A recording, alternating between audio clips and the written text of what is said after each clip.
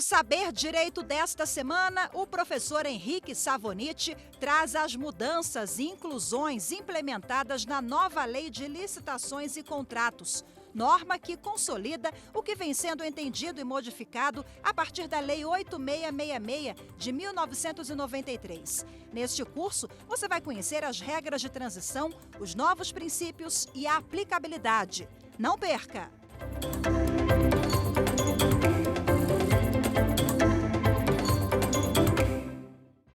Caros telespectadores da TV Justiça, bem-vindos ao programa Saber Direito. Meu nome é Henrique Savoniti e essa é a nossa quarta aula sobre a nova Lei de Licitações e Contratos Administrativos, introduzida pela Lei 14.133, de 1º de abril de 2021.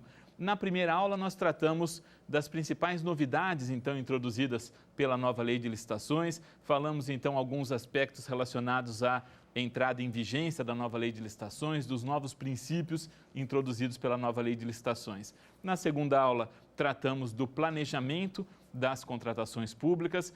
Vimos que a nova Lei de Licitações dá uma ênfase muito grande à fase de planejamento das contratações e falamos então sobre matriz de alocação de riscos, orçamento, estudo técnico preliminar, vários aspectos relacionados ao planejamento. Na terceira aula, falamos de modalidades e dos procedimentos auxiliares introduzidos pela nova Lei de Licitações, falamos do diálogo competitivo e falamos dos procedimentos auxiliares, do procedimento de manifestação de interesse, do registro cadastral unificado, vários tópicos. E nesta quarta aula, nós vamos tratar então da chamada fase externa das licitações. Como nós já mencionamos, a nova Lei de Licitações, ela prevê que o processo licitatório se desenvolva em 7 fases.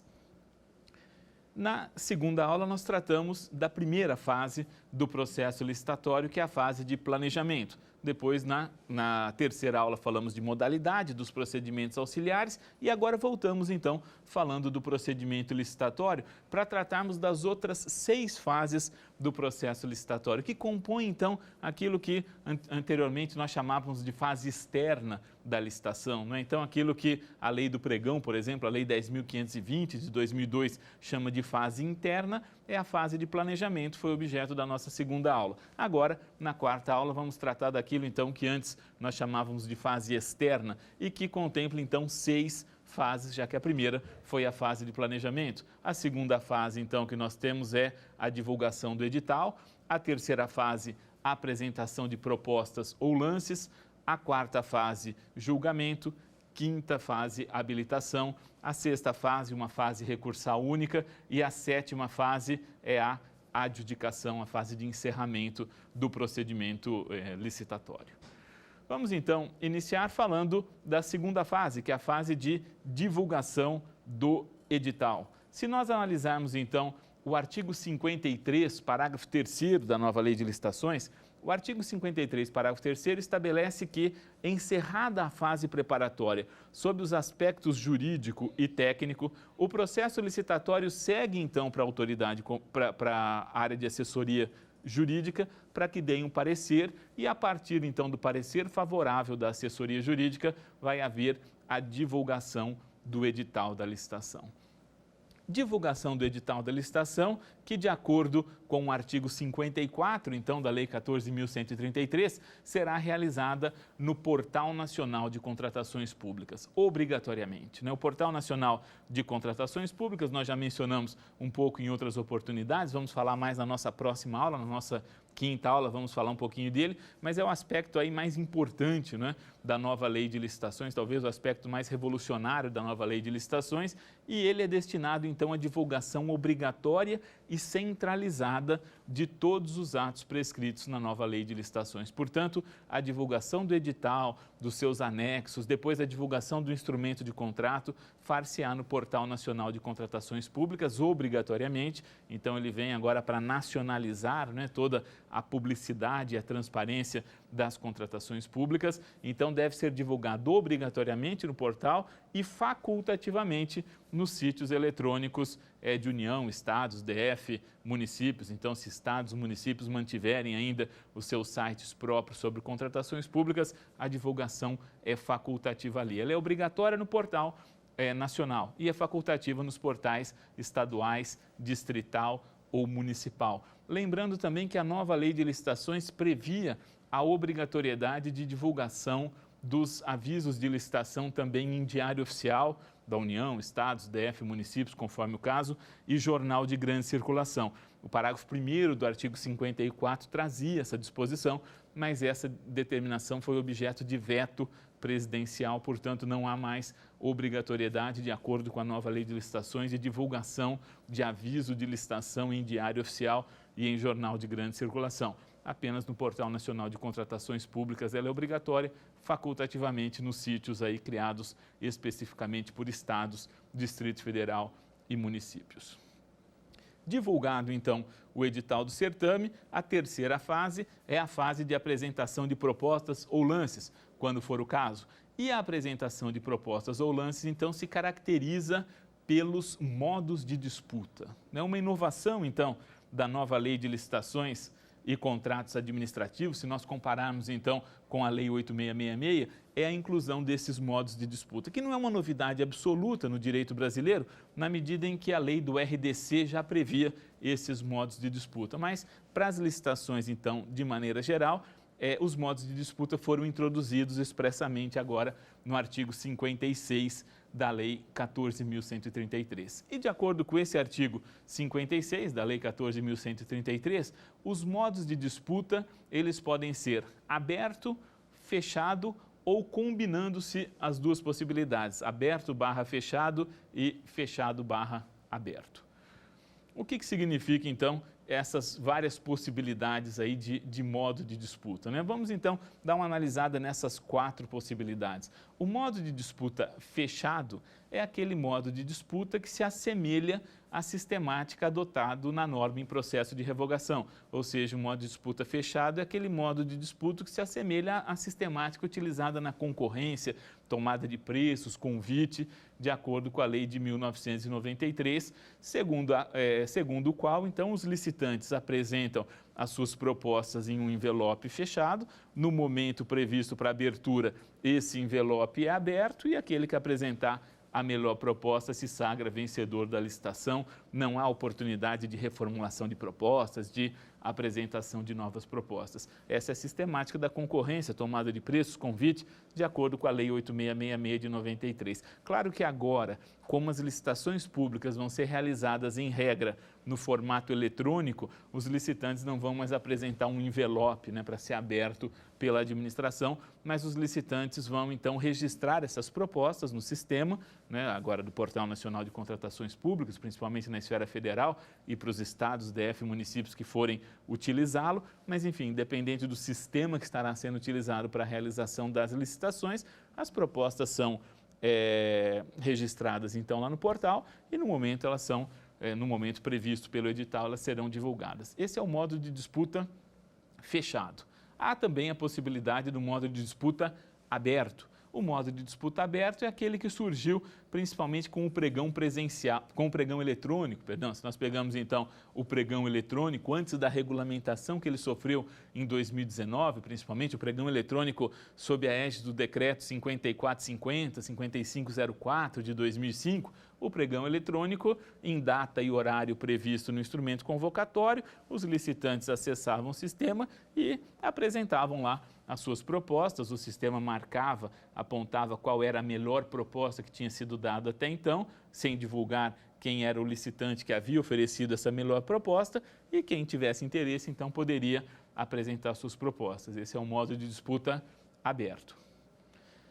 Depois surgiram, com o RDC, os modos de disputa combinados, fechado/aberto e aberto/fechado, que na verdade também não são uma profunda novidade da lei do RDC. Se nós pensarmos esse modo de disputa fechado/aberto, ele já estava presente no pregão presencial. O pregão presencial era assim, não sei se vocês se recordam, com a sistemática lá da Lei 10.520 de 2002, né, em data e horário estabelecido no edital, os licitantes compareciam até a administração pública, entregavam lá os envelopes com as suas propostas e aí então o pregoeiro abria os envelopes com as propostas, classificava o autor da melhor proposta e aqueles que estivessem até 10% acima dela, em número mínimo de 3, que partiam lá para uma fase de oferecimento de lances verbais sucessivos e decrescentes. Então vejam o modo de disputa fechado barra aberto, né? Quer dizer, em um primeiro momento, os licitantes apresentam suas propostas de maneira fechada, como eu disse, agora não vai ser em um envelope, mas vai ser registrada ali no sistema. Os licitantes apresentam em um primeiro momento as suas propostas em um envelope fechado, e aí abre-se essas propostas fechadas, registradas ali no sistema, e a partir daí então se pega quem estiver dentro de um determinado intervalo daquela melhor proposta e eles passam a poder oferecer lances. Ele é fechado no primeiro momento e depois se torna aberto para alguns que atenderam a essa exigência do edital. E por fim nós temos o outro modo de disputa, que é o aberto barra fechado. Ou seja, num primeiro momento então os licitantes apresentam os seus lances aí de forma aberta, de forma verbal, e aí apenas alguns pré-classificados vão poder oferecer uma última proposta fechada para se definir o vencedor. O novo decreto do pregão eletrônico, o decreto 10.024 de 2019, prevê essa possibilidade, né? Diz que o pregão vai ser processado pelo modo de disputa aberto ou aberto barra fechado. Cuidado, só que quando eu falo então do decreto 10.024 de 2019 do pregão, estou me referindo àquele pregão da lei 10.520, porque há o entendimento de que aquele decreto, né, 10.024, serve apenas para o pregão da Lei 10.520, para regulamentar o novo pregão aqui da nova Lei de Licitações, conforme nós vimos na aula passada, vai ser necessária a edição de uma regulamentação específica, que a gente imagina vai ser mais ou menos parecido com o decreto 10.024. Mas lá pelo decreto 10.024, então, nós temos ou o modo de disputa aberto, ou esse modo de disputa aberto barra fechado, então, que depois de um momento do encerramento, alguns pré-selecionados vão poder oferecer suas propostas. No leilão também era possível a realização desse modo aberto fechado, quando nós pegamos, por exemplo, o leilão das privatizações, do Programa Nacional de Desestatização, a licitação do Banespa, por exemplo, do Banco do Estado de São Paulo, foi feito assim. Havia previsão, então, de que os interessados, né, na aquisição do banco apresentassem as suas propostas em um envelope fechado, e aí apenas aqueles que estivessem até 20% da melhor proposta, no caso específico daquela licitação a qual eu estou me referindo, era 20% a margem, quem estivesse até 20% da melhor proposta poderia oferecer, então, um novo lance aí numa proposta fechada. Enfim, são as várias possibilidades, então, de modos de disputa contemplados pela nova Lei de Licitações.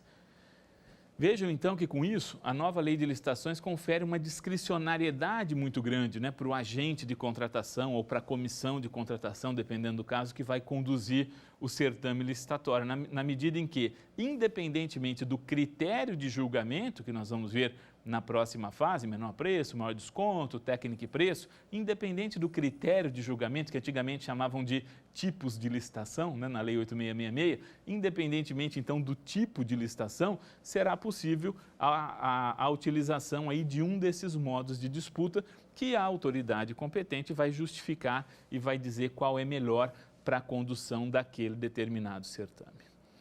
Uma observação importante em relação aos modos de disputa é o que estabelecem o parágrafo 1º e o parágrafo 2º desse artigo 56, que dizem o seguinte, que quando a licitação for, quando o critério de julgamento da licitação, diz o parágrafo 1º do artigo 56, quando o critério de julgamento da licitação for de menor preço, é vedado o modo de disputa exclusivamente fechado. E o parágrafo 2º diz que quando o critério de julgamento for técnica e preço, é vedada a adoção do modo de disputa exclusivamente aberto. Em relação ao parágrafo 2º, não vemos problema. Ou seja, se a licitação for do tipo técnica e preço, é vedado o modo de disputa exclusivamente aberto, que seria parecido realmente com um pregão. E não cabe porque a licitação de técnica e preço ela vai ser utilizada para aqueles bens e serviços que a nova Lei de Licitações chama de bens e serviços especiais, né? Aqueles, então, que, em razão da sua heterogeneidade e complexidade, não possam ser enquadrados no conceito que é também a lei traz de bens ou serviços comuns. Então, em relação ao parágrafo 2º, quando nós temos aí uma licitação no critério de julgamento técnica e preço, ser vedado o modo de disputa exclusivamente aberto, não vemos problema. Mas vemos problemas no parágrafo 1º, quando a nova Lei de Licitações diz que no modo de disputa na licitação que adote o critério de julgamento menor preço. É vedado o modo de disputa exclusivamente fechado, isso acaba esvaziando a concorrência de menor preço, na medida em que a concorrência de menor preço vai acabar ficando igualzinho ao pregão. Ambas vão conduzir ao mesmo resultado, porque o pregão se caracteriza exatamente por esses modos de disputa, aberto, fechado e tal. Se a gente estabelece que na concorrência não é possível a utilização do modo de disputa exclusivamente fechado, então ele vai ter que ser fechado barra aberto, ou aberto barra fechado, e aí então, ou exclusivamente aberto, enfim, mas ele vai ficar igual, então vai levar ao mesmo efeito da modalidade pregão, esvaziando por completo a concorrência de menor preço. Claro, a concorrência permanece sendo útil, né, permanece tendo uma função específica quando a licitação for do tipo técnica e preço. Aí sim, na licitação do tipo técnica e preço, aí então você usa a concorrência e consegue perceber bem a diferença entre a concorrência e o pregão. Mas em outras situações não, quando se usa o critério de julgamento menor preço, a concorrência acabou se aproximando muito do pregão, de acordo com a sistemática adotada aqui na nova lei de licitações.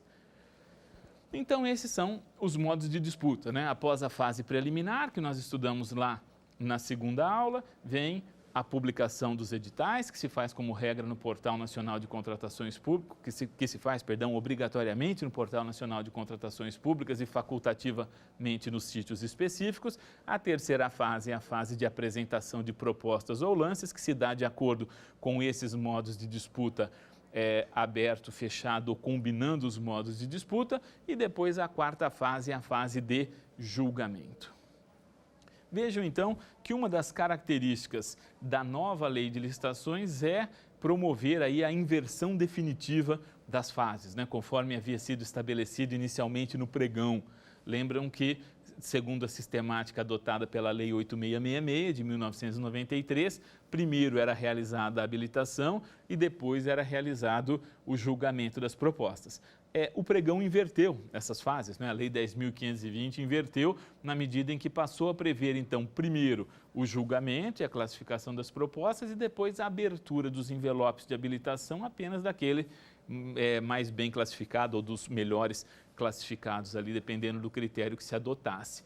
A nova lei de licitações, então, segue essa sistemática. Nós temos os modos de disputa aqui na apresentação de propostas ou lances, vamos ter o julgamento, então, das propostas, e aí depois a habilitação vai se restringir apenas àqueles licitantes ali melhores classificados. Eu digo melhores classificados porque, em tese, seria apenas do primeiro classificado, claro, mas é possível que a administração pública estabeleça no edital a obrigatoriedade de apresentação dos envelopes de proposta, por exemplo, dos 3, 4 mais bem classificados, exatamente para se der algum problema e o primeiro for desclassificado, ela já ir antecipando a habilitação dos demais. Mas, em tese, né, você julga, classifica as propostas e abre o envelope de habilitação apenas do primeiro. Mas, se ele for desclassificado, parte para o segundo, parte para o terceiro. E aí, então, para facilitar, né, a administração pública já pode pedir as amostras, já pode pedir os documentos de habilitação de 2, 3, 4 licitantes, para que, se der problema com os primeiros, ela já vá, então,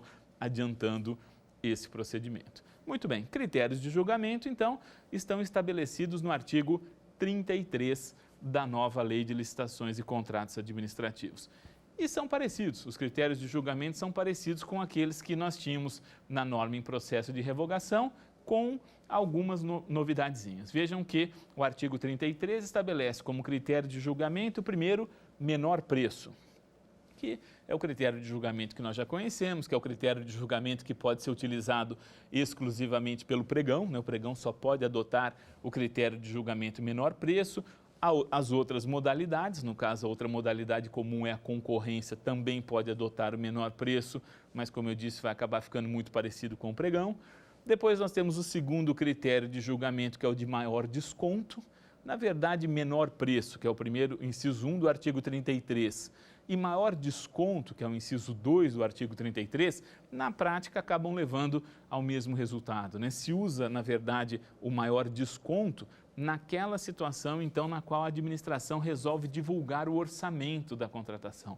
Porque lembram que, de acordo lá com as regras dos artigos 23 e seguintes da nova Lei de Licitações, o orçamento pode ser sigiloso. né, pela Lei 8666 de 1993, havia obrigatoriedade de divulgação dos orçamentos, tanto que o artigo 40 da Lei 8666 estabelecia que o orçamento vinha como um anexo do edital, dele sendo parte integrante para todos os efeitos. Com a nova Lei de Licitações, com a jurisprudência, primeiro do TCU, depois com o RDC, a divulgação do orçamento passou a ser facultativa e a nova Lei de Licitações segue, então, essa mesma sistemática, não é obrigatória a divulgação do orçamento. Em regra, a administração tem optado por não divulgar, mas se ela divulgar, então ela estabelece o valor máximo ali e o critério de julgamento vai ser maior desconto, ou seja, quem apresentar o maior percentual de desconto em relação ao preço de referência, que é o preço do orçamento que a administração pública fixou no edital.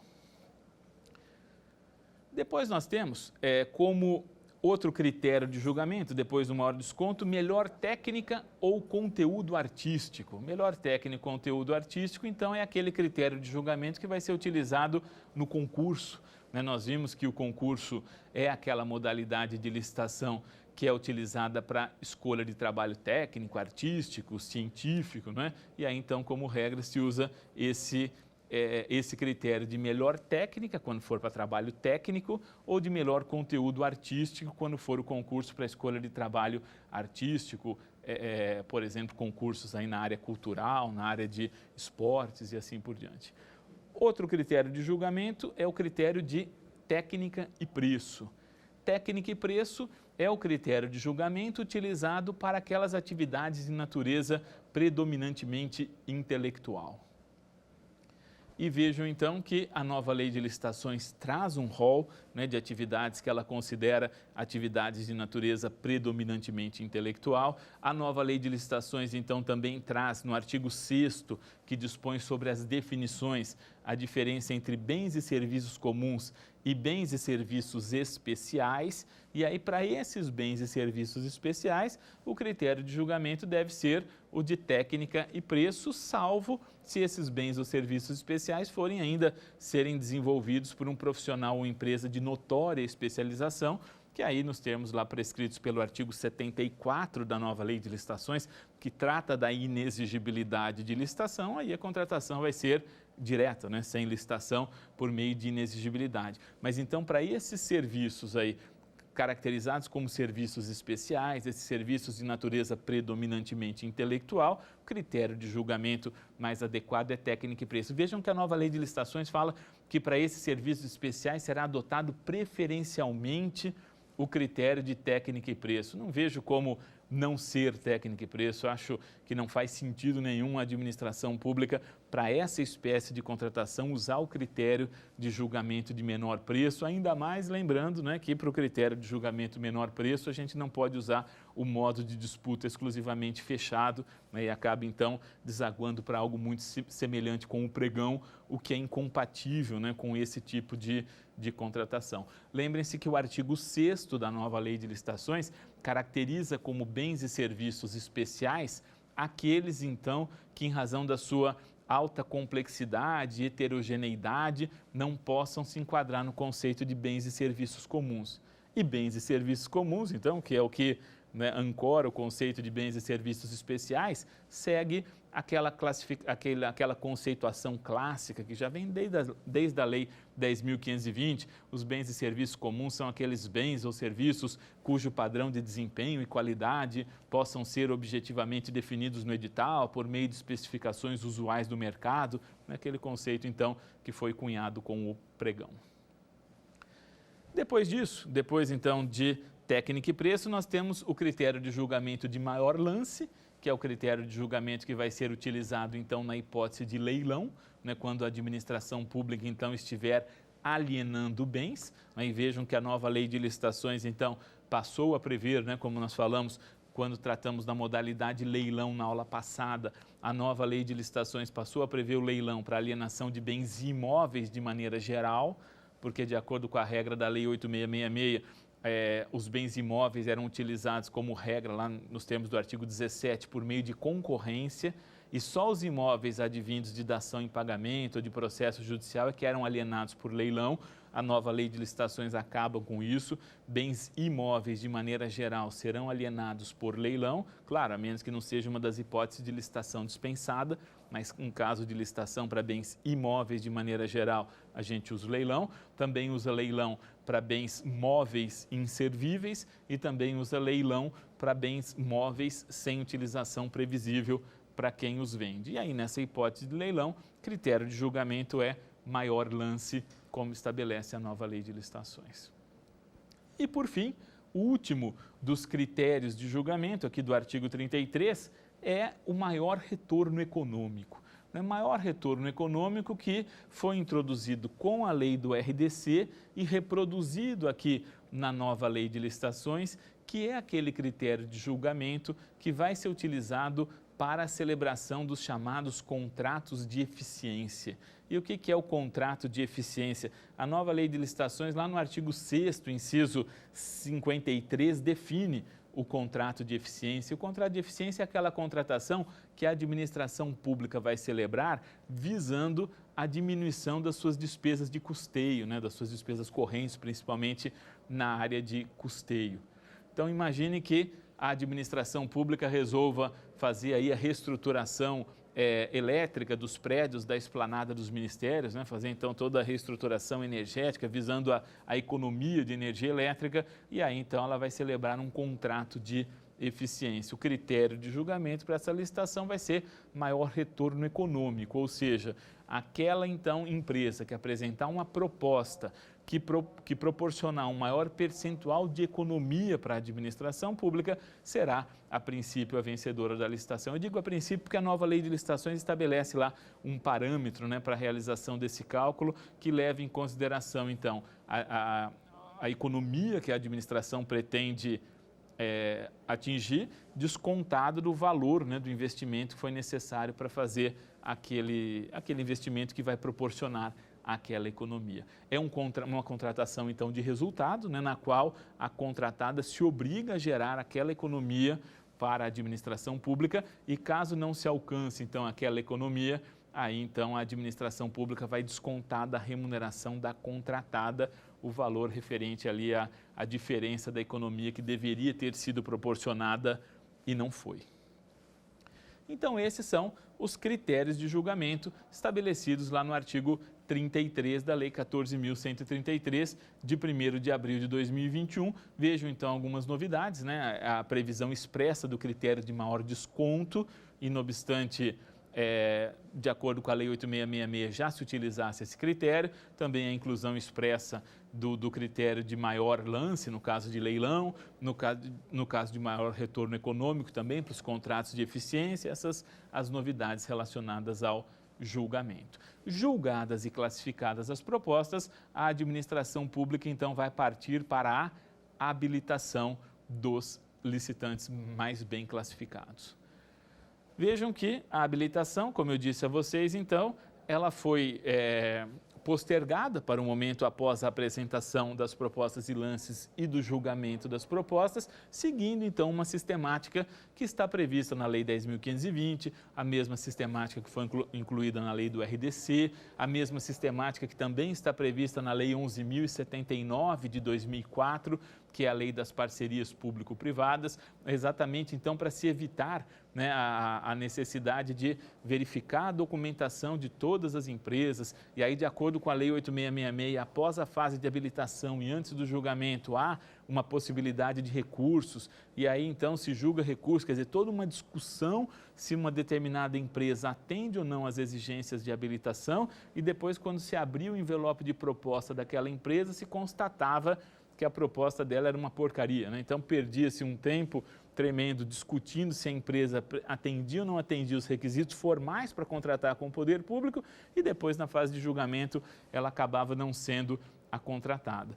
Portanto, passou a se inverter isso? Não. Primeiro, então, julgamos, classificamos as propostas e depois nós vamos abrir a documentação de habilitação apenas da empresa mais bem classificada, ou, como eu falei, às vezes das empresas mais bem classificadas, para a administração pública ir adiantando isso, caso tenha problema com alguma delas, de acordo com a ordem de classificação.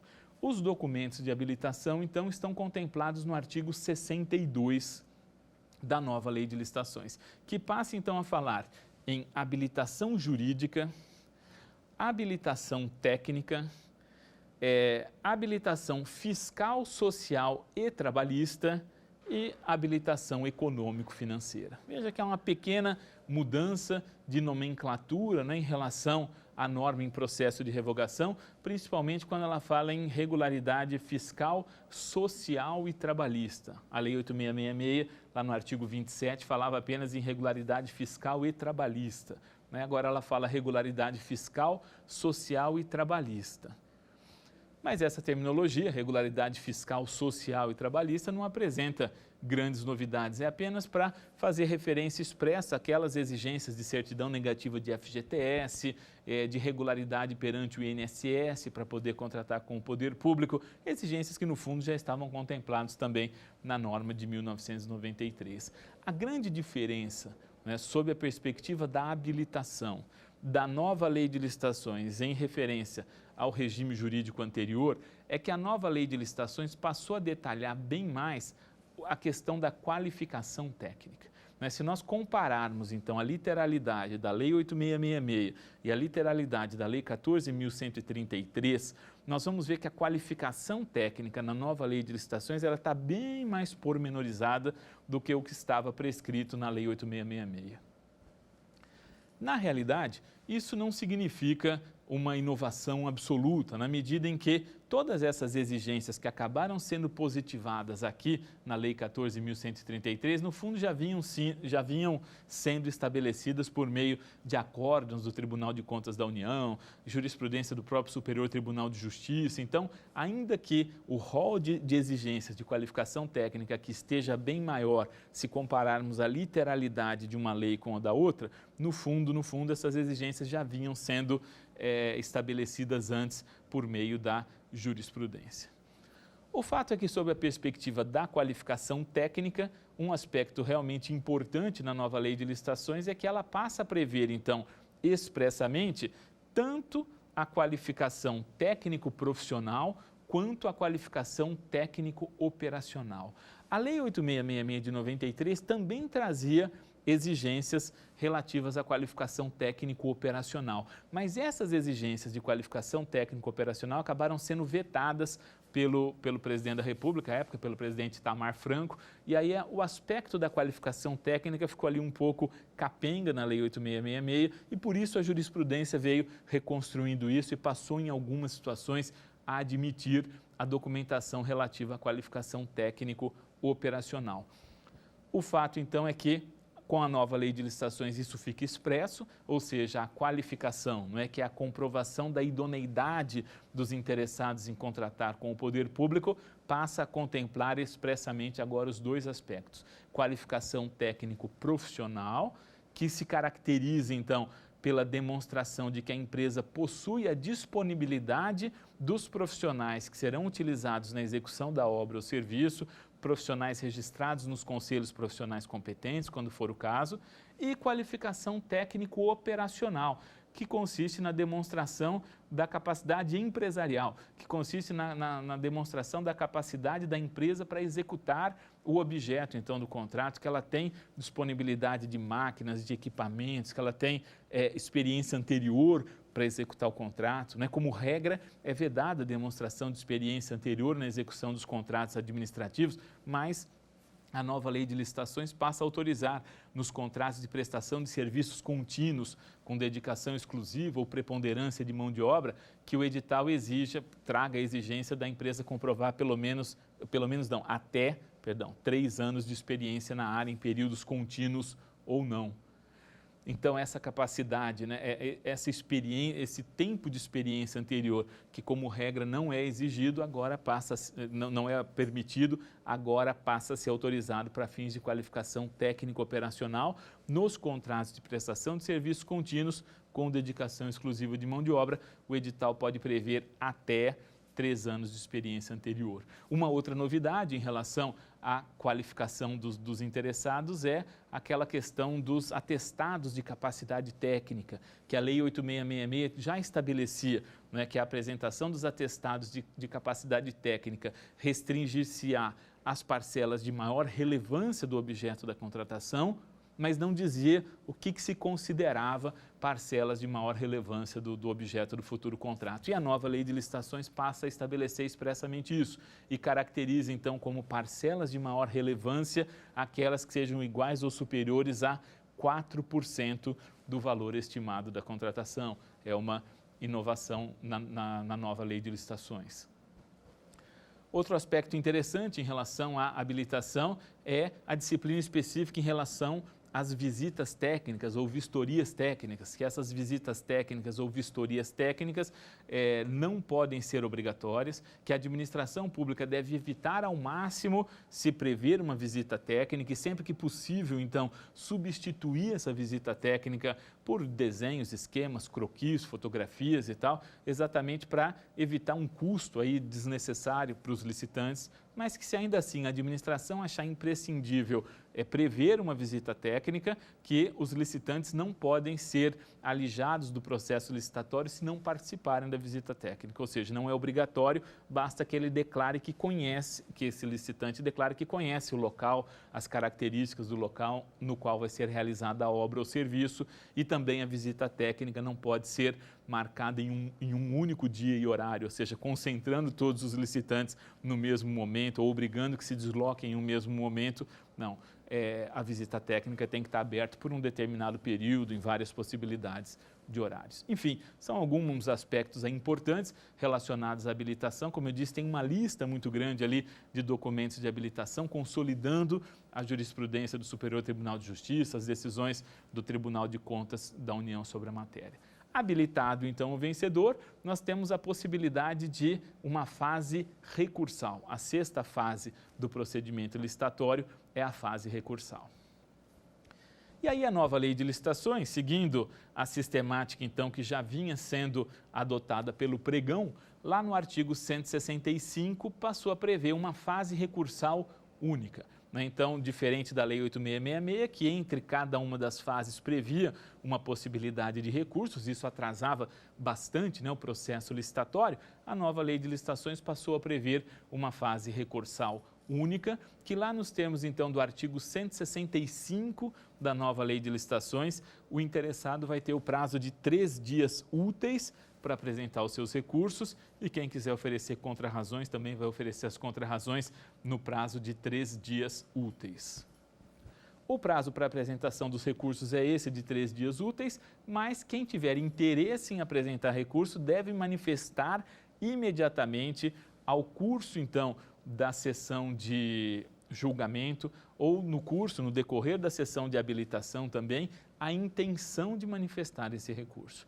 De acordo com a lei do pregão, também que prevê uma fase recursal única, a intenção de recorrer deveria ser manifestada imediata e motivadamente. E existia uma grande discussão ali no pregão sobre essa necessidade de manifestar motivadamente, o que seria, o que não seria motivadamente, Quer dizer, ele deveria expor de maneira rápida ali as razões do recurso, dizendo, olha, eu quero recorrer contra a habilitação da empresa vencedora porque ela não apresentou a certidão de regularidade fiscal atualizada. Enfim, ela deveria ali de forma rápida dizer o motivo do recurso e depois, claro, teria o prazo para apresentar esses memoriais. A nova lei de licitações alterou essa sistemática. Não é mais obrigatório que a empresa, então, manifeste motivadamente. Ela deve continuar manifestando imediatamente. Se ela não manifestar imediatamente, preclui, ou seja, fecha-se a possibilidade para a prática daquele ato processual, mas não precisa ser motivadamente. Acho que essa decisão vai bem, ou seja, ela evita todo esse litígio de se a intenção recursal estava ou não estava motivado, ela prestigia o devido processo legal, o contraditório, a ampla defesa. Então, agora basta que, no momento ali da fase de apresentação de propostas ou lances, ou no momento de julgamento, ou no momento de habilitação, a empresa manifeste que tem intenção de recorrer contra uma determinada decisão que for proferida ali. Encerradas, então, essas fases, abre-se o prazo de 3 dias úteis, prorrogável por mais 3 dias úteis para apresentação dos recursos. E aí, então, como eu disse, apresentados os recursos, os outros licitantes têm o prazo de mais 3 dias úteis, se quiserem, para apresentar contrarrazões. Diz a nova lei de licitações, isso é muito importante, que o recurso será recebido nos efeitos devolutivo e suspensivo.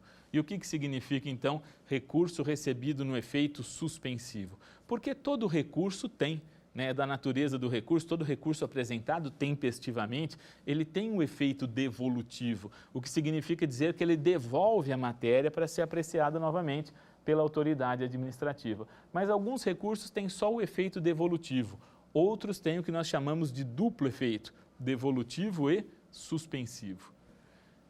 E esse recurso aqui, então, em matéria de licitações, tem, por determinação expressa do artigo 165 da nova lei de licitações, efeito devolutivo e suspensivo. E o efeito suspensivo significa dizer que o procedimento licitatório fica suspenso até a apreciação do recurso. Enquanto não for apreciado o recurso, então o processo licitatório não tem seguimento. Isso significa o duplo efeito previsto, então, expressamente agora na lei de licitações. E depois da fase recursal, então, vem aquela fase de encerramento, ou, mais especificamente, seguindo a terminologia do artigo 17 da nova lei de licitações, a fase de adjudicação do certame. De acordo com a sistemática prescrita pelo artigo 71 da Lei 14.133 de 2021, né, o artigo 71 dispõe sobre o encerramento da licitação e estabelece que, encerradas as fases de julgamento e de habilitação e exauridos os recursos administrativos, a autoridade administrativa competente vai ter diante de si 4 possibilidades. A primeira é determinar o retorno dos autos para sanar irregularidades que sejam sanáveis, que sejam superáveis. Vejam que a nova lei de licitações, conforme nós já dissemos, ela vai ao encontro, né, do princípio do formalismo moderado e estabelece em vários momentos que serão desclassificadas as propostas que apresentarem vícios insanáveis. Então, a proposta que apresentar vício insanável, que não tem jeito, que não tem conserto, vai ser desclassificada. Mas se a proposta apresentar um vício sanável, ela não vai ser desclassificada. Então, aqui, nesse momento, né, se a autoridade competente constatar que o procedimento tem algum vício que possa ser sanado, que possa ser suprido, que possa ser consertado, ela então vai determinar o retorno dos autos para que se conserte, então, e se dê seguimento à licitação. Vejam que a nova lei de licitações vai ao encontro desse princípio, né, de favor participações, de competitividade, no sentido de procurar preservar ao máximo a licitação pública. Outra alternativa que a administração pública, que a autoridade competente tem diante de si é revogar o processo licitatório, por razões de conveniência e oportunidade. Razões de conveniência e oportunidade essas que já são as mesmas que estavam prescritas lá na Lei 8666, ou seja, elas têm que estar relacionadas a um fato superveniente devidamente motivado. Uma outra possibilidade, a terceira possibilidade que a autoridade administrativa tem é anular a licitação, quando ela constatar, então, que o procedimento licitatório tem um vício insanável, porque se tiver um vício sanável, como eu já disse, ela determina o retorno dos autos lá para as fases anteriores, então para que se sane aquela regularidade, que se aproveite o processo licitatório.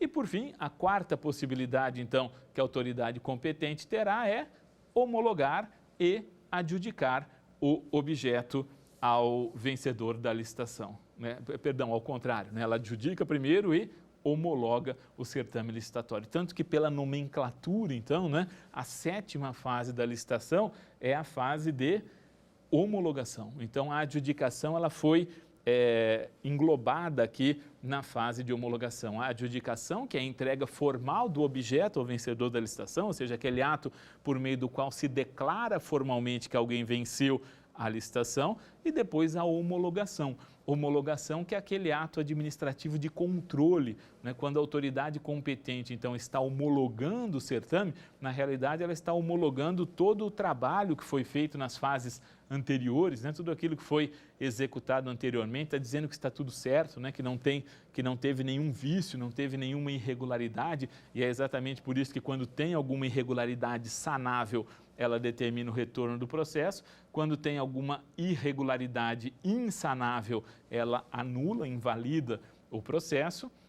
E não tendo, então, nenhuma irregularidade, nem sanável, nem insanável, nem tendo surgido também nenhum fato superveniente, devidamente motivado, que justifique a revogação, cabe a ela, então, adjudicar o objeto e homologar o processo licitatório. E com isso, então, encerra-se o processo licitatório para que depois, então, possa se iniciar a fase de contrato, de contratação, de contratos administrativos. Com isso, então, nos termos prescritos pelo artigo 17 da nova Lei de Licitações, o procedimento licitatório sob a égide da Lei 14.133 vai se desenvolver em 7 fases. A primeira fase, denominada fase preparatória, a segunda fase, denominada de fase de apresentação de propostas ou lances, né, quando for principalmente o leilão. A terceira fase é a fase de julgamento. A quarta fase é a fase de habilitação. A quinta, vamos lá, fase preparatória, fase de divulgação do edital, terceira, apresentação de propostas ou lances, quarto, de julgamento, quinta, de habilitação, a sexta é a fase recursal única e a sétima é a fase de homologação do procedimento. Então, com a homologação se fecha, se encerra o procedimento licitatório, como eu disse, para que depois se possa partir aí para a celebração do contrato administrativo. E um aspecto muito importante, né, quando a gente analisa a questão procedimental da nova Lei de Licitações, vejam que a nova Lei de Licitações, ela dá uma ênfase muito grande ao processo, ela disciplina de forma bastante detalhada o processo licitatório, bem como outras espécies de processos que estão relacionados a contratações públicas. Quando nós analisamos, por exemplo, contratos administrativos, a gente vê que para aplicação de sanções, né, embora na prática já se fizesse isso, mas a nova Lei de Licitações disciplina de forma mais pormenorizada o processo administrativo de aplicação de penalidades pelo descumprimento contratual. Enfim, a nova Lei de Licitações, ela encorpa bastante o processo licitatório, enfatiza, então, o direito dos administrados, a garantia dos administrados lá no artigo 12, durante o processo licitatório, insere um rol muito grande, né, de princípios. Nós vimos no artigo 5º, além da observância das normas da Lei de Introdução às Normas do Direito Brasileiro, e sempre, em todo momento, fala da obrigatoriedade de observância de motivação, do princípio da motivação dos atos do procedimento e da observância do contraditório e da ampla defesa para todas as situações que possam acarretar, aí, que possam, de certa forma, afetar a esfera jurídica do administrado. É isso, então. Com isso, encerramos essa fase externa da licitação, com todos esses atos, então, que compõem, né, da segunda à sétima fase do processo licitatório. E vamos para o nosso quiz. Vamos, então, revisar isso que nós falamos aqui.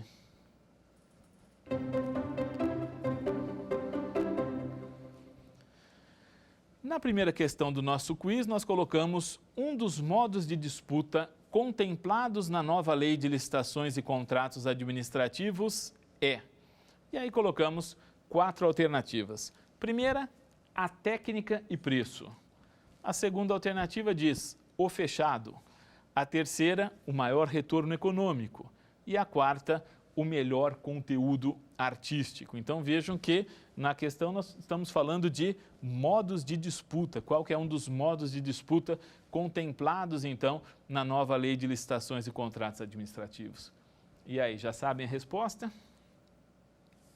Um dos modos de disputa, então, contemplados na nova Lei de Licitações e Contratos Administrativos é o modo de disputa fechado, né? A alternativa correta é a letra B de bola, porque os outros todos que eu coloquei aqui não são modos de disputa, né? Não estão disciplinados lá, então, no artigo 56 da nova Lei de Licitações, que disciplina os modos de disputa, mas os outros todos estão no artigo 33, que disciplina os critérios de julgamento, né? Técnica e preço é critério de julgamento, maior retorno econômico é critério de julgamento, que está diretamente relacionado, como nós vimos, aos contratos de eficiência, né? Aqueles contratos que vão possibilitar para a administração pública uma redução das suas despesas correntes, principalmente com despesas de custeio. Melhor conteúdo artístico, melhor técnica ou melhor conteúdo artístico é aquele critério de julgamento também que nós utilizamos principalmente nos concursos. Então, técnica e preço, maior retorno econômico, melhor conteúdo artístico, assim como maior desconto, maior lance no caso de leilão, são critérios de julgamento contemplados no artigo 33. Modos de disputa, como aqui na letra B, são o modo de disputa aberto, o modo de disputa fechado e os modos de disputa combinados, né? Aberto barra fechado e fechado barra aberto. Vejam então que a nova lei de licitações dá uma flexibilidade, né, bastante grande para os agentes de contratação e na hora de modularem essa contratação pública. Então tem essas várias possibilidades de combinar modos de disputa com critérios de julgamento. Vamos ver a próxima? Nesse quiz, nós perguntamos, dentre os requisitos de habilitação técnica, a nova lei de licitações passou a prever a possibilidade da demonstração de qualificação técnico-operacional das licitantes, que consiste, dentre outras exigências, na... A letra A afirma: apresentação de profissional devidamente registrado no Conselho Profissional competente, quando for o caso. A letra B diz: comprovação da execução de quantitativos mínimos em obras ou serviços com características semelhantes. A letra C afirma: apresentação de certidão negativa de falência. E a letra D, apresentação de certidão negativa de débitos trabalhistas, a CNDT. Então, qual das alternativas é a correta, hein, pessoal? Qual das alternativas está relacionada à qualificação técnico-operacional das licitantes? Vamos ver a resposta? A resposta correta é a letra B, comprovação de execução de quantitativos mínimos em obras ou serviços com características semelhantes. Como eu disse a vocês, então, a nova lei de licitações supriu uma lacuna, né, que havia sido deixada em razão dos vetos presidenciais lá na Lei 8666 e passa a prever, então, como uma série de exigências de qualificação técnico-operacional, como, por exemplo, os atestados de capacidade técnica, né, daquelas parcelas de maior relevância, como, por exemplo, a demonstração de um tempo de experiência anterior apenas para os contratos de prestação de serviços contínuos e aqui também comprovação de execução de quantitativos mínimos em obras ou serviços, que, de acordo com a nova lei de licitações, fica limitada a 50%, né, do objeto. Portanto, se eu estou fazendo uma licitação para a aquisição de 500 computadores, o edital da licitação pode estabelecer que a empresa comprove uma experiência de entrega de até 250 computadores. Se é para aquisição de 500 computadores, a empresa tem que já ter demonstrado que já entregou pelo menos 250, ou seja, que ela já executou pelo menos a metade do objeto da licitação. Esses atestados de capacidade técnica desses 250 computadores pode ser um atestado só ou pode ser 2 atestados de 125, é admitido, né, a somatória de atestados, é vedado, permanece vedado, como na Lei 8666, exigência de atestados com data, né, com período, data, locais específicos. Então, é uma das exigências aqui de qualificação técnico-operacional. A letra A está errada, porque o profissional devidamente registrado no conselho competente não é qualificação técnico-operacional, mas é qualificação técnico-profissional. Então, a empresa ter a disponibilidade de um engenheiro, por exemplo, registrado no CREA, demonstra qualificação técnico-profissional. Agora, a própria empresa ser registrada no CREA, a própria empresa já ter executado, então, projetos semelhantes nesses determinados quantitativos que eu acabei de mencionar, demonstra qualificação técnico-operacional. Na letra C, apresentação de certidão negativa de falência, aí já está dentro da regularidade fiscal, social e trabalhista. Assim como a apresentação da certidão negativa de débitos trabalhistas também compõe a regularidade fiscal, social e trabalhista, por isso que marcamos a letra B de bola. Vamos ver o próximo?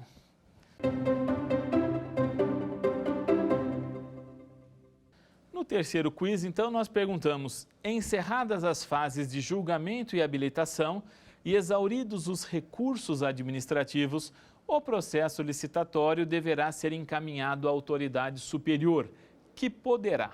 E aí, então, qual alternativa, cabe à autoridade superior encerrado o processo licitatório?